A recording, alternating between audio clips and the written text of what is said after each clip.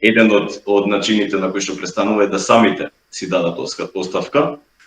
Тој повеќе апелира на тоа да тие сами си дадат оставка со цел овие две клучни институции кои што се надлежни за оценката на работата на судиите и јавни обвинители да можат да почнат конечно да бидат составени од луѓе со интегритет кои што ќе почнат да се борат за сузбивање на корупцијата во редовите на судството и јавното обвинителство. Членовите на овие клучни правосудни институции се пристрасни при оценката на своите колеги, бидејќи доаѓаат од редовите на судиите, коментира Пандовски во однос на поставеноста на членовите на судскиот обвинителскиот совет.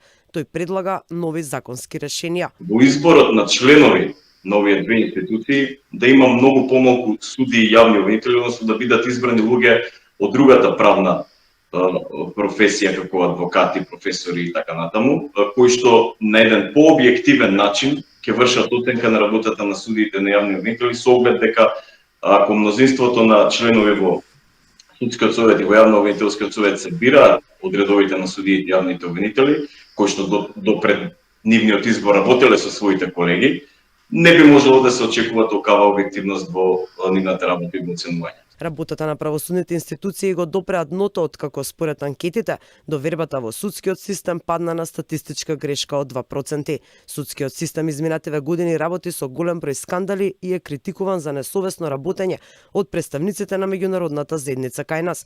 Оценската мисија на ЕУ, која влеза во советот по избивањето на скандалот со разрешувањето на претседателката Весна Дамева, даде 40 препораки ова тело самото да се реформира. Последниот извештај на Европската комисија говори за нетранспарентноста на советот на обвинителите при изборот на членови, како и за партиски влијание и непотизам при избор на судии во судскиот совет. Според познавачите, корените во борбата со корупцијата почнуваат токму од тука, од врвот на најбитните институции во судскиот систем.